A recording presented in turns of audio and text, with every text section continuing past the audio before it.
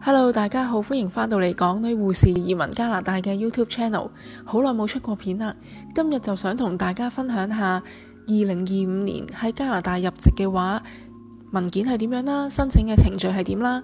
而本 channel 亦都第一次請到男嘉賓，佢係我嘅教車師傅 Pelly， 本身佢係一個護士嚟嘅。我哋有請 Pelly 介紹下自己先。Hello， 大家好啊，我係 Pelly， 我就過咗嚟 Halifax 啦，就已經4年啦。我喺香港呢就係一個 nurse 嚟嘅，咁而家喺 Halifax 呢係一個教車師傅。咁 Pelly 你係用咩方法移民到加拿大嘅呢？我哋呢一家人呢就用 AIPP 呢條 pathway 啦，就係喺2019年啦申請移民過嚟加拿大啦。當我哋 submit 咗個 application 之後呢，因為之後就遇到 COVID 啦，咁我哋呢就等咗差唔多1年嘅時間先至收到嘅 endorsement。喺呢個等待嘅過程入邊呢，好似成個 application 都好似石沉大海咁樣啦，個 progress 好似冇進步冇成咁樣啦，好令到我哋即係一家人呢都好氣餒啊，唔知點算啊咁樣啦。等咗1年啦，終於收到個 endorsement 啦，咁就好開心啦。即係2020年我哋收到個 endorsement 啦，跟住呢再等多半年啦，就喺2021年啦嘅年頭啦，咁我哋就收到個 working permit。咁我哋收到個 working permit 之後呢，我哋呢就一家人決定呢移民過嚟加拿大。而我哋第一個到埗嘅城市就係 Halifax 啦。當我哋land 咗 Halifax 大概3個月啦，咁我哋就攞到 PR 啦。明白。咁可唔可以講下你由申請入籍到而家已經搞掂晒所有嘢嘅時間嘅流程係點樣呢？咁我哋呢一家人呢，就係喺2024年11月尾啦 submit citizenship 嘅 application 啦，咁跟住等咗2個禮拜到啦，12月中到啦，我哋就終於收到 IRCC send 嚟嘅 email， 就係收到嗰個 AOR 啦，跟住一路等啦，就等到去今年啦2月5號啦，終於就收到IRCC 嗰個 email 啦，就係話可以俾我哋考試啦，考入籍試啦。我哋就係 online 考試嘅，佢要規定就係喺一個嘅時間入邊，即係譬如規定我哋係呢2月14至到3月15呢段期間入邊就要考咗個入籍試啦，跟住我哋就 pass 咗個入籍試啦，即時就會知道個 result 噶啦，跟住第二日 check 嗰個嘅 IRCC 嘅 account 呢，就已經見到佢話入籍試係 pass 咗咁樣噶啦，咁啊跟住呢，就一路等咯，等下咁跟住等埋佢嗰啲background check 啊嗰啲咁樣啦，跟住就終於呢，就係等到去5月12號啦，我終於呢，就係 click 入去 IRCC 個 account 入邊睇到就係話我哋所有嘢都通過晒啦，咁就6月5號就可以宣誓啦，然之後5月19號嗰個禮拜呢，終於就收到 IRCC send 過嚟嘅 email 啦，有齊晒嗰個嘅 attachment 啦，就係講話成個宣誓係點樣啦，另外係 online 宣誓嘅，俾埋條 Zoom link 啊 password 俾我哋咁樣啦，跟指示做嘅啫。咁我哋等到6月5號，終於就係宣誓啦，咁啊剪埋 PR 卡，跟住終於成為 Canadian 啦。因為我哋呢要將 e-certificate 嘅，咁所以呢，就第2日6月6號朝早呢，我就已經收到 IRCC 佢嘅 send 嚟嘅 email， 就話叫我哋可以呢擊入去 IRCC 個 account 入邊嚟到 download 翻 e-certificate 啦，咁就終於真係呢有埋嗰張 e-certificate， 我哋呢就成為一個嘅真真正正加拿大人啦。恭喜晒 Pelly， 聽到都覺得好振奮，好開心啊！咁可唔可以講下申請嘅時候，其實有啲咩文件要預備呢？申請 citizenship 有啲乜嘢要留意啦？點樣準備啲咩文件啊？啲咩容易嘅出錯位啊？嗰啲啦，有啲咩需要留意呢？首先就係咧影相啦，嗰張相呢，我哋呢就去咗 Stable 嗰度呢嚟到影嘅，因為呢覺得呢嗰度影相啲質素好啲啦，雖然價錢貴啲，但係呢個質素好啊嘛，所以呢就唔會話彈翻轉頭啦。所以呢個係好緊要嘅，影相要揾一間真係信得過嘅嚟到影啦。咁嗰張相呢係要半年之內有效嘅，所以唔好過早影相啦。另外啦，就係 create 咗嗰個application 嘅 account 啦，有效期係2個月嘅啫。所以呢2個月內呢，你要好好呢就係把握時間啦。如果過咗2個月之後呢，你個 account 呢就用唔到噶啦，你要再開過噶啦。咁有啲咩文件要準備呢？就係你過往5年啦擁有過嘅 passport， 不論係而家仲有效啊，定係已經過咗期嘅，你都需要嚟到去呢 submit 俾佢嘅，包括埋你嘅特區護照啦。如果你有 BNO 嘅話，都需要嘅。總之你擁有過喺呢5年擁有過嘅 passport， 不論係仲係生效定係過咗期嘅，都要 submit 俾佢。仲有係 PR 卡，你都要 upload 定上去。我都有 submit 埋我嘅 PR 卡俾佢嘅。咁仲有就係香港身份證啦，最主要係呢啲證件啦嚇。咁啊，仲有呢，就係你要搜集定啲資料啦，就係過往呢5年你住過咩地方，包括加拿大、香港你住過嘅地方，呢5年內你都要嚟到去 list out 俾佢。另外呢，就係過往呢5年做過嘅工，不論係加拿大同香港，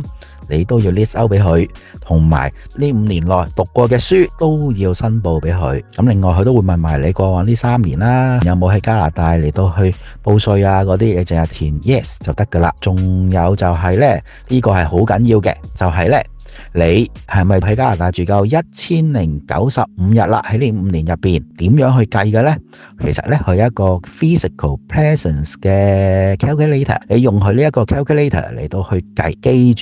記住，唔好啱啱夠1095日你就走去 submit 啦。你最好就係呢，預鬆啲，預鬆10日至到去2個禮拜到啦，咁就最穩陣噶啦。如果唔係嘅話呢，佢話你唔夠喎，咁到時呢，你就嘥晒啲時間，仲要嘥埋錢啦，因為你要再 submit 過嘅。所以就係要計足晒，仲要預鬆少少日子先至好啊。嗰個 physical presence 嘅 calculator， 咁我哋大概可以點樣計呢？你係 land 咗加拿大嘅 PR 咗之後呢，每住1日等於1日。若果 before PR 嘅話呢，嗰啲日子喺加拿大住嘅日子啦 ，before PR 係每2日先至當1日嘅。咁另外啦，仲有一樣要留意嘅呢，就係呢，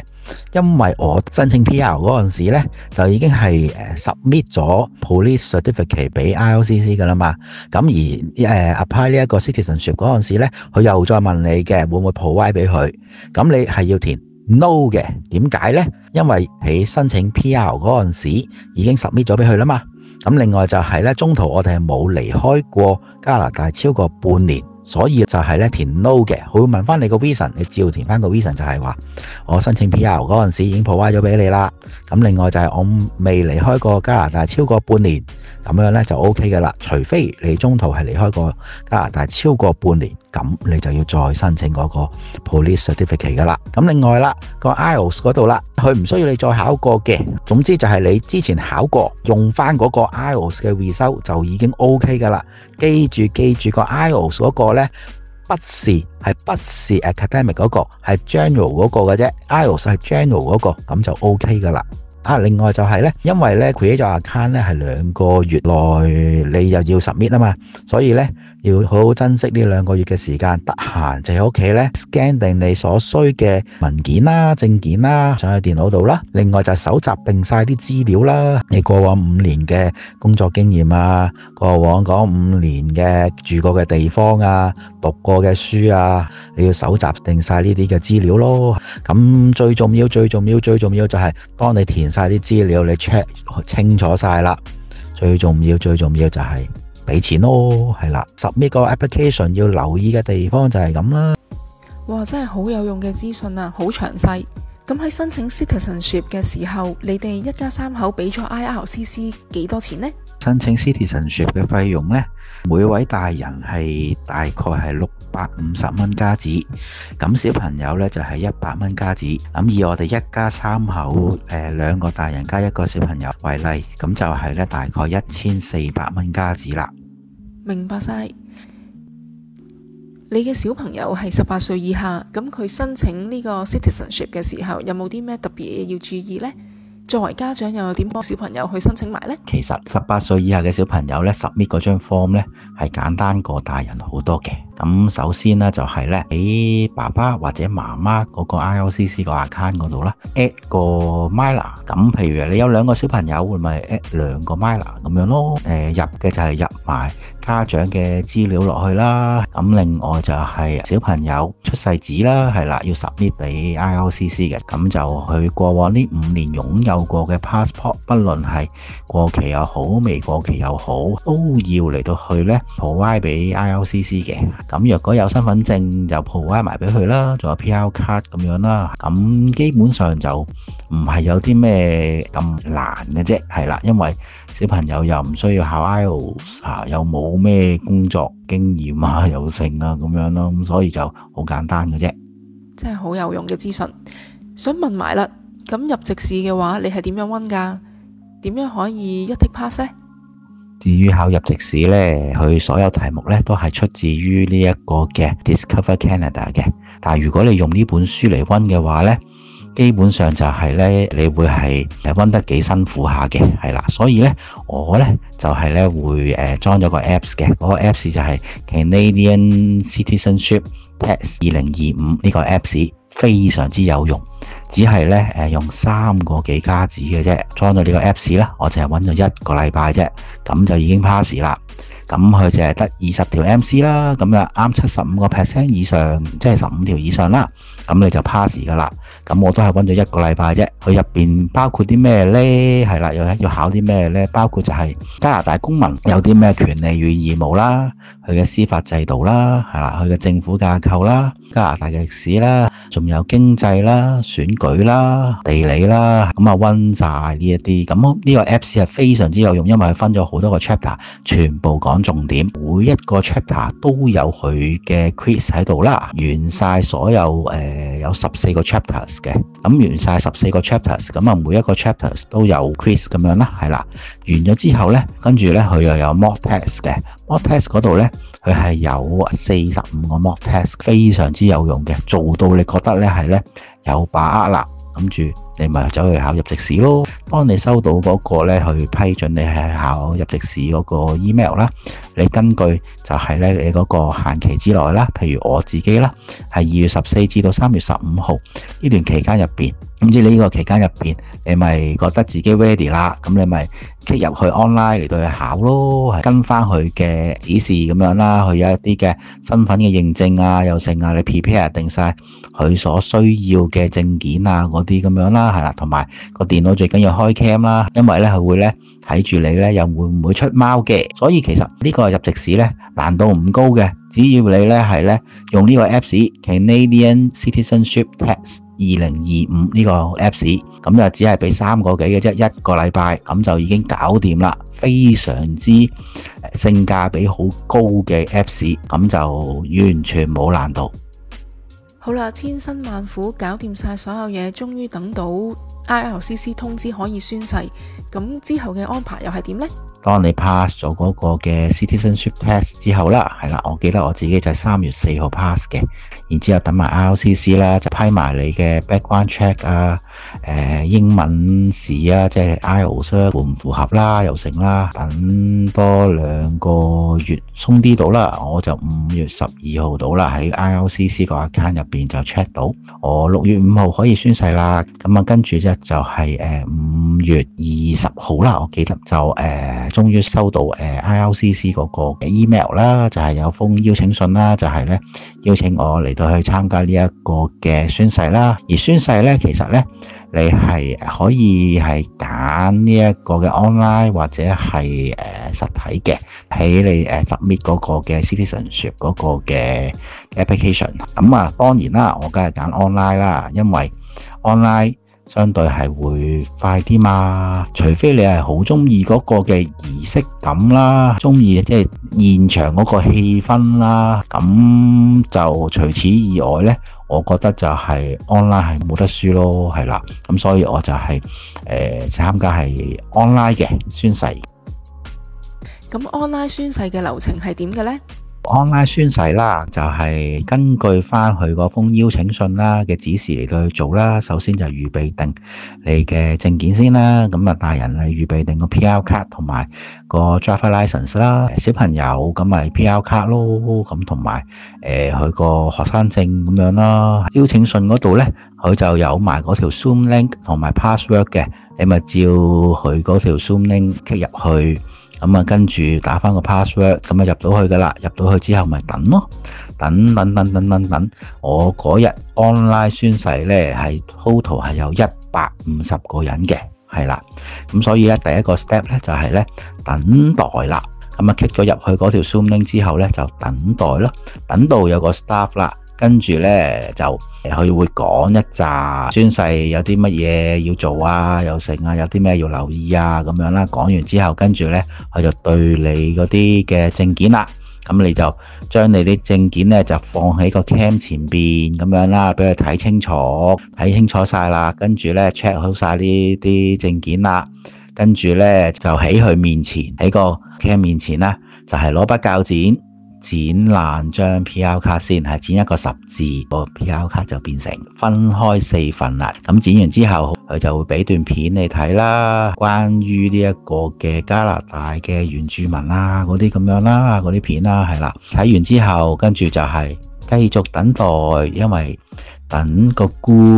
嚟到出現啦，跟住個官又係講一紮宣誓嗰啲要留意嘅嘢啊，又剩啊咁樣啦，跟住呢，就係一齊啦嚟到去跟住個官嚟到一句一句咁樣讀嗰個嘅宣誓啦，讀完之後就唱國歌啦，咁啊唱加拿大嗰個國歌，咁唱完之後個官就恭喜我哋成為呢一個加拿大公民啦，然之後呢就有呢個影相時間嘅，得1分鐘嘅啫。個官咧就坐定喺度，你咧就自己 selfie 啦，咁樣嚟到去咧就係咁樣影相咯。個官就喺個 mon 嗰度啦，咁我哋咧就係喺個 mon 嘅側邊嗰度嚟到 selfie 咁樣啦。咁啊得1分鐘時間嚟到 selfie，咁啊影完張相，跟住就1分鐘，跟住咧就即刻咧個官咧就係咧就冇咗個畫面噶啦，就係咁樣嘅啫。咁就已經係完成咗嗰個嘅宣誓啦。好，跟住我有個職員就會講翻 download 嗰個嘅 citizenship 嗰個嘅 e-certificate 咁樣啦，點樣去 download 翻？我哋就係咧第2日啦，6月6號啦，嗰一朝早咧就收到 IRCC 嗰個 email 啦，咁然之後咧就係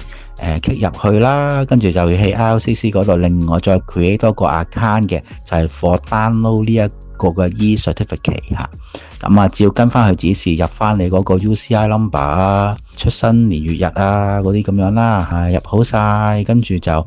可以 download 你嘅 e-certificate 啦。不過都冇諗過真係咧第2日咁快可以攞得到咯，因為佢講就係話5個 business day 先至會有嗰個 e-certificate。咁但係咧我第2日就已經有啦，咁樣所以就係第2日已經有嗰張 e-certificate。咁變咗就係咧，因為我收到 e-certificate 係星期5嘅。咁變咗我就係咧，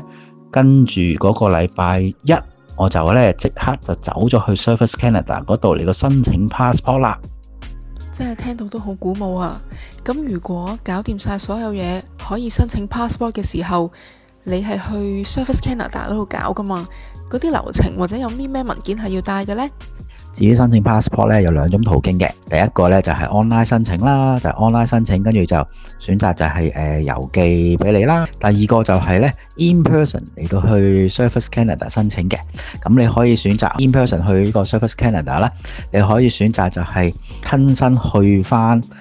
Service Canada 度 pick up 啦。如果親身去翻 Service Canada pick up 咧，你只可以咧係去 downtown 嗰間嘅 Service Canada 嗰度嚟到去搞啦。如果你唔想 in person 嚟到去拎翻本 pick up 翻本 passport 嘅話咧，你咧可以選擇郵寄翻俾你嘅。而我咧就係選擇咗 in person 去呢個 Service Canada 嚟到去申請啦。而 pick up 咧就係去翻 Service Canada 嗰度咧你要 pick up 翻嘅。咁啊，因為咧我覺得咁樣係最可靠、最穩陣嘅。因為咧擔心咧 Canada Post 會又話陣時某時又話會罷工啊，又剩啊，影響嗰個郵寄嗰個進度啊，同埋唔知寄咗去邊啊咁樣。同埋都曾經有朋友係分享過，就係佢哋全家人申請 passport 咧，唔係同一日收到㗎。試過有個朋友就係話咧，都隔咗成個月咧，先至全家咧收到本 passport 啊，全家人齊晒咁樣，係相隔1個月㗎。所以咧，我覺得就係最穩陣、最可靠嘅就係咧 in person 去申請，in person 去 pick up，咁就最可靠、最穩陣啦。至於申請 passport 啦嗰個費用啦，佢係有分到呢一個嘅大人啦，係有分到呢一個5年期同埋10年期嘅。5年期嘅咧就係120蚊。如果係10年期嘅話咧，就係160蚊。當然啦，咁我梗係申請10年期啦，係啦，咁160蚊啦。但係我咧，因為係 in person 去 pick up，所以咧係加多20蚊手續費，係即係180蚊一本。而小朋友咧5年期嘅即係只可以係57蚊。我選擇就係 in person pick up 嘅話咧，係加多20蚊，即係咧77蚊，就5年期嘅 for 小朋友。真係冇諗過，原來親自去 pick up 都仲要每人加多20蚊嘅費用，呢一樣嘢係冇諗過嘅。係啊，咁大概幾耐到會攞到呢？就係10個 business day 啦，10個 business day 咧就可以攞到個 passport 噶啦，所以都幾快手嘅，係啦。咁我又想問下，申請 passport 嘅時候有冇啲咩要注意，同埋要做擔保人嘅話有啲咩條件呢？至於申請 passport 啦，咁有啲咩特別需要留意呢？咁樣其實坊間咧有好多啲 YouTuber 咧嚟到拍咗片啦，講解下點樣去填嗰張 form 啊，又成啦。咁所以就係若果大家填嗰張 form 之前咧，你可以咧就係喺即係YouTube 嗰度啦，嚟到去睇下啦，啲 YouTuber 啦講解係點樣嚟到去填嗰張 form 啦。咁另外咧就要影相啦，係啦，影相我都係咧選擇翻Stable 嗰度咧影嘅，因為都係嗰句啦，雖然係貴少少，但係啲影出嚟嘅相真係有質素，被退回嘅機會係好細嘅，所以我選擇翻喺Stable 嗰度影啦。嗱，嗰張相咧影完之後咧，背面咧會Stable 嗰度咧會吸個印嘅，要你嗰個嘅擔保人咧簽翻個名嘅，簽翻個名證實咧呢張相係你自己本人咁樣嘅。咁呢個要留意啦，要俾翻個擔保人嚟到去簽名啦。咁 application form 嗰度咧都係嘅。咁佢亦都係咧需要咧你咧係要揾一個擔保人嘅，而呢個擔保人咧係需要咧同你咧係識咗2年或者以上，要埋佢嘅住址啦、聯絡電話號碼啦、email 啦，仲有就係佢嘅 passport number 啦，仲有佢嘅簽名。咁另外咧，你仲要係有2個額外嘅朋友要填落張 form 度嘅，而呢2個朋友咧都係需要咧就係要認識你超過2年，亦都係需要佢哋嘅地址啦、電話啦、同埋 email 啦。而呢2個朋友咧係不包括個擔保人嘅，所以咧你需要咧出埋你3個 friend 啦，係啦，一個係擔保人，2個朋友啦。而填呢張 form 咧，大人啦係有 total 有3頁嘅，而小朋友咧 total 係有2頁嘅，叫你填乜你咪填乜咯，係其實都唔係話有啲乜嘢太過困難嘅啫。若果真係有唔明嘅話，睇翻 YouTube 嗰度咧會教你噶啦。申請 passport 啦，咁需要啲乜嘢嘅文件咧？首先就係咧大人啦，咁啊需要你 citizenship 啦，嗰張 e-certificate 啦，需要你嗰個 driver license 啦，係啦，因為要做一個你嘅 ID proof 嘅咁樣嚇，所以咧就係需要就係嗰3張嘅 application form 啦，要填晒啦，簽名啦嚇，咁仲有就係咧你嘅 citizenship 嘅 e-certificate 啦，另外你嘅 driver license 啦，小朋友咧佢需要咧就係呢一個嘅citizenship 嘅 e-certificate 啦，出世紙啦，另外就係結婚證明書，係啦，即係父母結婚證明書啊，唔係小朋友啊，父母嘅結婚證明書啦，係啦，呢樣好緊要嘅，因為試過有朋友咧帶漏咗呢一個結婚證明書，要去補翻，仲有佢嗰個嘅特區護照啦，都要帶埋過去嘅，係啦，就係咁樣。咁就如果你親身過去 Surfers Canada 咧，就你淨係帶正本俾佢就得噶啦。但係若果譬如話你影印本俾佢嘅咧，所有影印本係需要你個擔保人嚟到去簽名嘅。咁所以咧唔好咁麻煩嘅話咧，你最好就係咧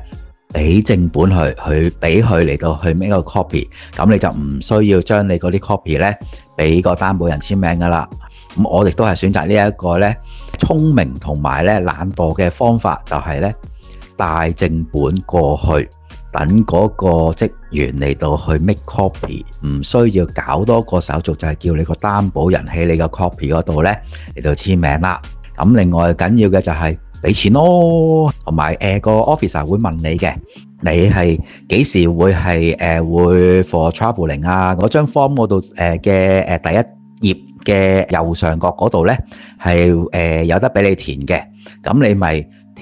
填可能嗱我自己啦，就填係半個月之後就要 travelling 咁樣。咁嗰個 officer 呢就話佢就俾一個日子，就係 before 我嗰個 travelling 嘅日子呢，就去拎。咁我哋咁啱就啱好呢，就係第11個 business day 呢就可以拎啦。咁佢即係有冇得拎就 depends on 你嗰個嘅幾時出國嘅日子咯。如果真係喺填呢一個嘅 passport 申請嗰張 form 嗰度有啲咩問題嘅話呢，都係嗰句睇一睇人哋啲 YouTuber 啦，點樣嚟到去填啦。就算你嗰張 application form 嗰度呢填錯咗少少嘢呢，呢度加拿大呢都唔係話捉得好緊嘅。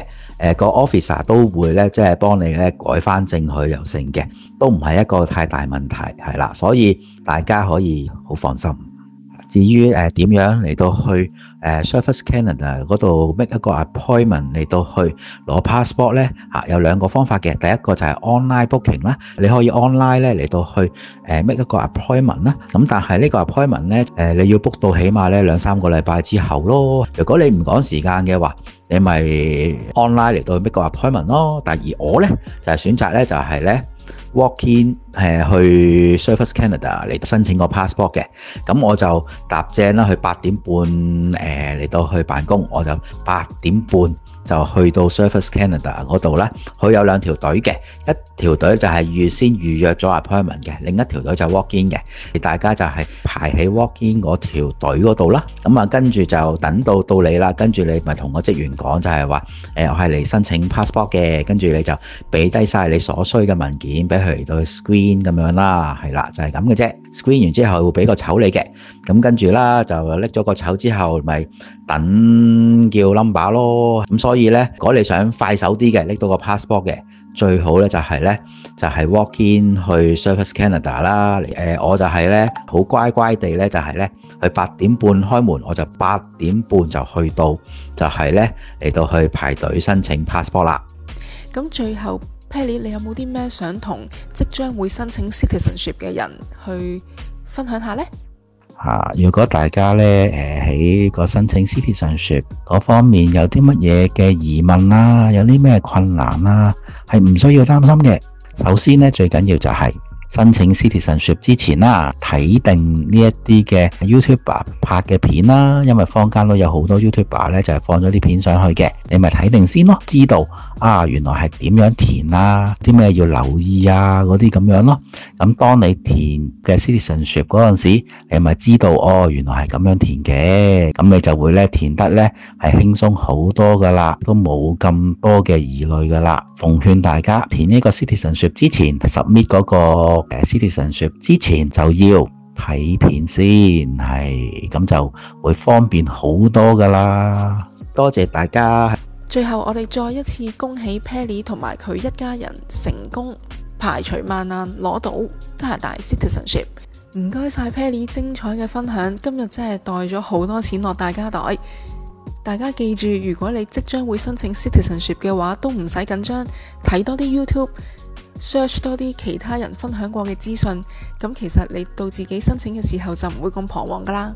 而如果大家日後喺 Halifax 落腳，又會想學車嘅話，記得揾 Pelly 啦。Pelly 真係教得好好，而佢亦都有自己嘅駕駛學校。有興趣嘅話，可以喺 info box 嘅資訊欄嗰度睇到佢嘅連結，聯絡到佢。